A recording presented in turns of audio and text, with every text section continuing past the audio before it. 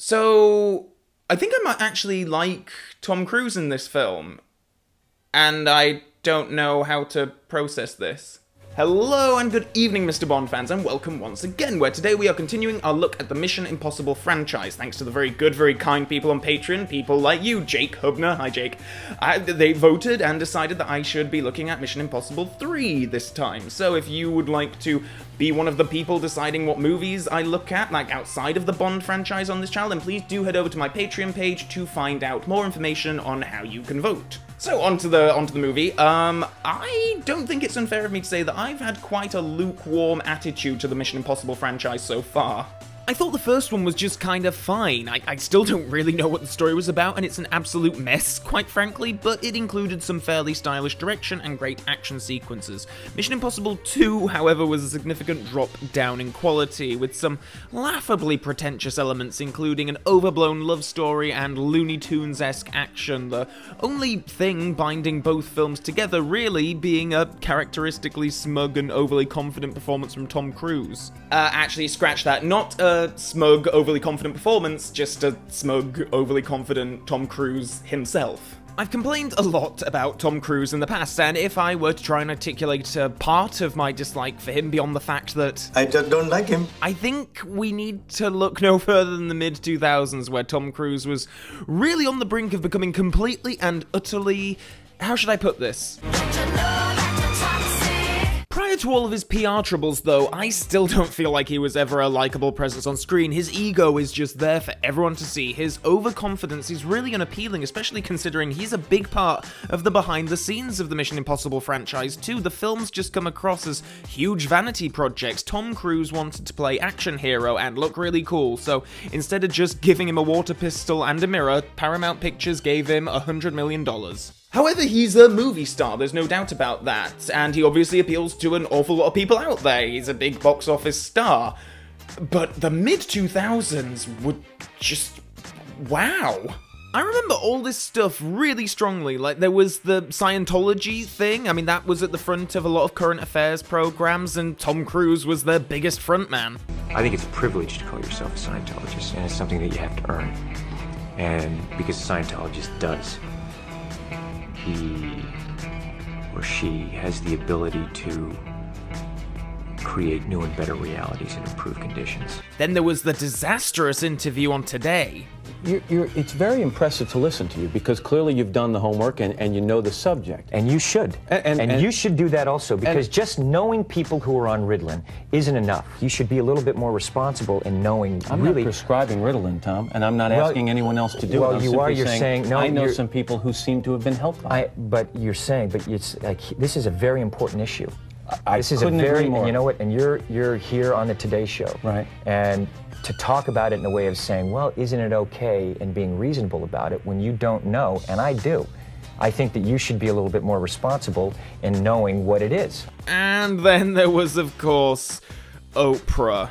We've never seen you behave this way before. I know. Have you ever felt this way before?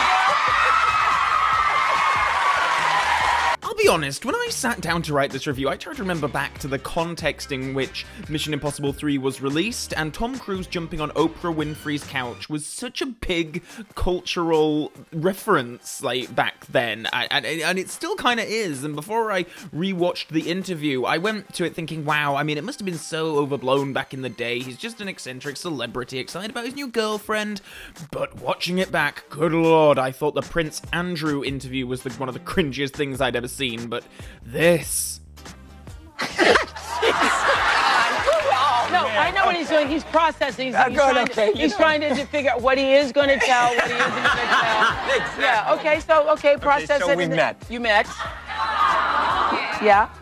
Hey, we met! How? Oh, jeez. Okay. How? Oh, ladies, please. Okay.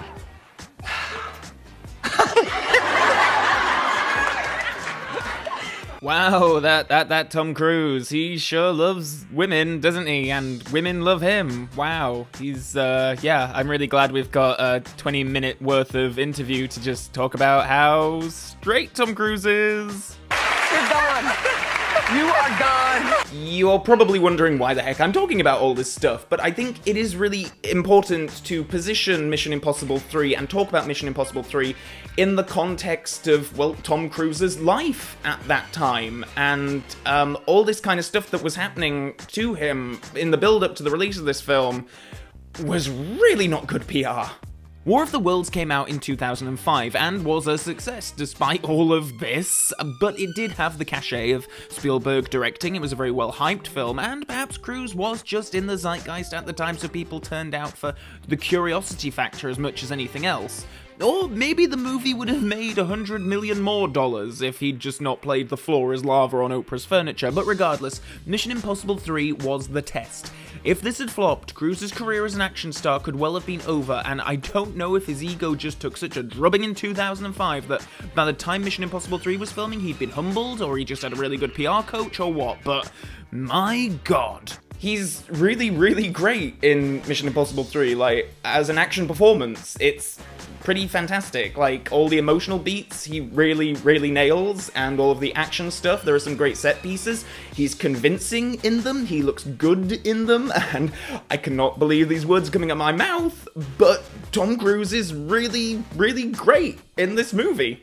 Mission Impossible 3 was released in 2006 and is the feature directorial debut of J.J. Abrams, a name I think all movie fans know now, but way back then he was very much a TV guy, but of such prestige as Alias and Lost, and that qualified him to follow in the footsteps of Brian De Palma and John Woo, I suppose, but stripping back some of the pretense that those directors brought actually benefits the story tenfold, I think. The story itself concerns Ethan Hunt, now retired from being a field operative and instead training new recruits for the Impossible Mission Force. Meanwhile, his private life is going really well. He has a fiancée in the form of Julia, played by Michelle Monaghan, and indeed a big part of the opening of the narrative is the pair hosting a party to celebrate how much Tom Cruise loves women and how much they love him.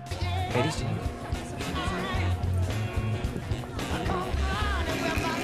I'd marry him. I would too. He's so short and smug. Oh, that's just my type. But things quickly go tits up as Hunt is called back into the field to rescue a former trainee of his who has been captured. This sets off a chain of events which lead Hunt and his team, including a returning Ving Rhames, to investigate a nefarious arms dealer played by Philip Seymour Hoffman and seek out a mysterious object known as the Rabbit's Foot.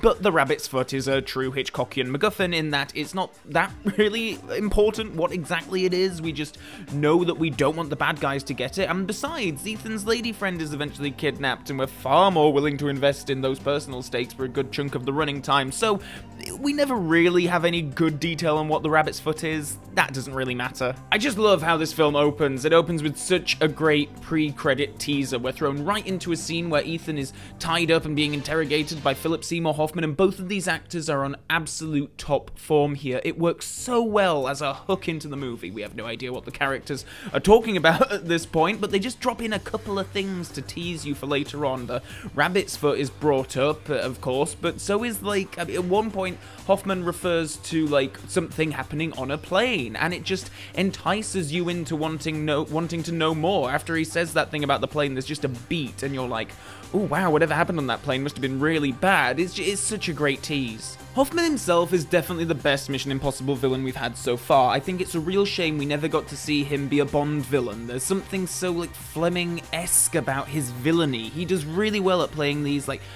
bullish, sweaty, aggressive types that don't seem to even need to compensate for the fact that they would never actually be a physical threat for the hero. But there's a bit in the film that I just love where the villain has been captured by the good guys and Ethan is trying to interrogate him, but Hoffman is just having none of it. And even though in this situation he has absolutely no hope at all, he's just being, like, aggressive and antagonistic, and not to the point that it doesn't feel at least slightly realistic, though. There's a bit where Ethan is, potentially gonna let the villain plummet to his death, and he does look a bit nervous during that. It's not like he keeps completely cool and collected throughout the whole thing, but just, oh, the look of satisfaction on his face at the end of that scene when he has secured a crucial bit of information from Tom Cruise is just amazing. On the Allies front, Ving Rhames is back and actually has stuff to do this time. Woohoo! I really like Ving, and he plays a good buddy to Ethan. They have a few scenes together talking about Ethan's relationship, and I get a good sense of chemistry between these guys.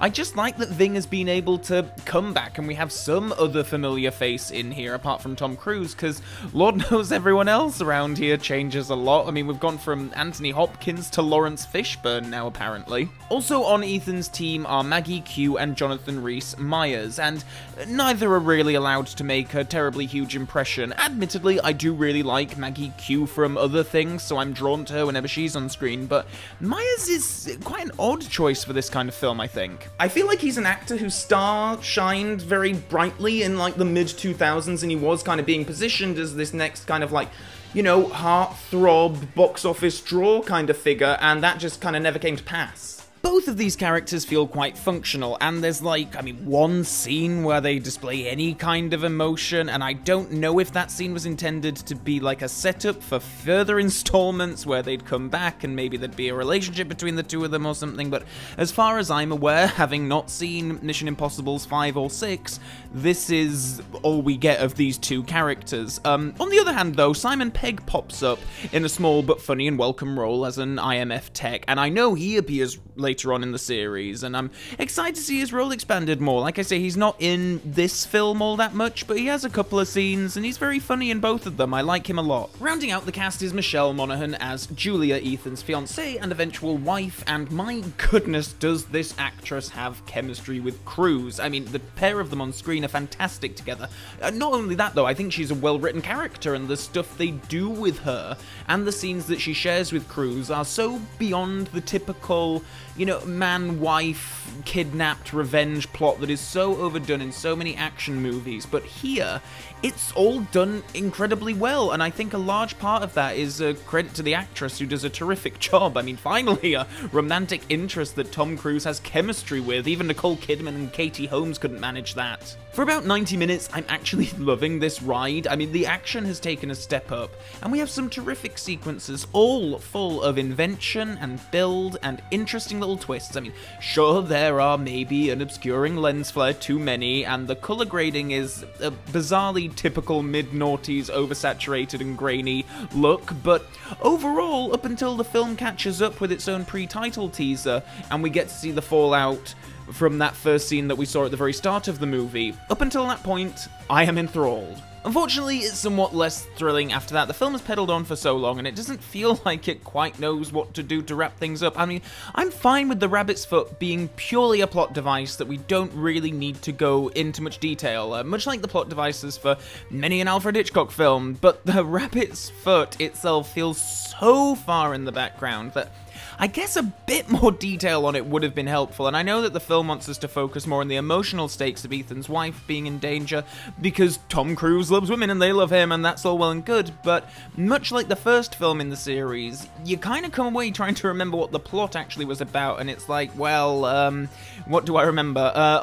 Tom Cruise sure does love his wife. The final bits of action also don't really compare to the action we get earlier on in the film, and the whole kind of last 20 minutes just feels like, well, we gotta kill our main baddies, so gotta keep going. One of the stranger moments of action in this entire climax is this prolonged shot of Cruise running, and it's very much a money shot. It's all one take, and I don't doubt that Cruise must have some damn good stamina to do this, but is it really worth it being such a money shot of a single take? And also, do Cruise and Daniel Craig have the same personal trainers? Because their runs are very specific and very similar. I've made no secret of the fact that I wasn't really enjoying my Mission Impossible journey, but here in Mission Impossible 3, everything clicks and works, and I had such a great time. I'm actually really excited now to get to the rest of the films in the series. I think I finally, with this film, understand why people are actually really into this series, and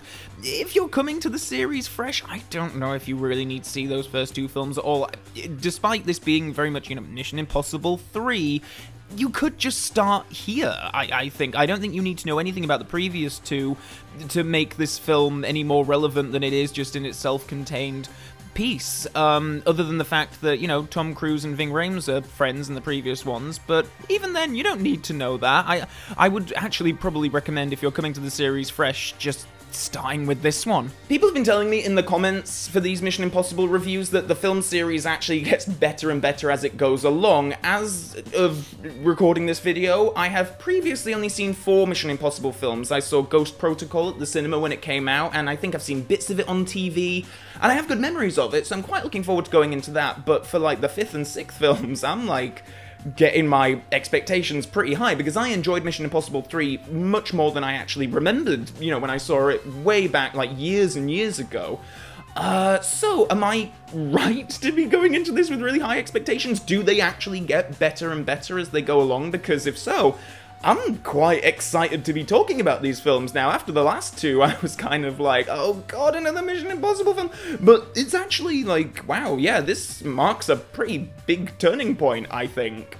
So yeah, if you would like to be deciding how quickly I get to talking about these Mission Impossible sequels, then please do head over to my Patreon page for more information there. Please head over to my Twitter and Facebook pages if you want to keep up with Bond-related gossip and all that kind of stuff. And of course, it would make me incredibly grateful if you were to like this video and subscribe to the channel if you haven't already done so. And until next time, Bond fans, or should that be Ethan Hunt fans, so long for now.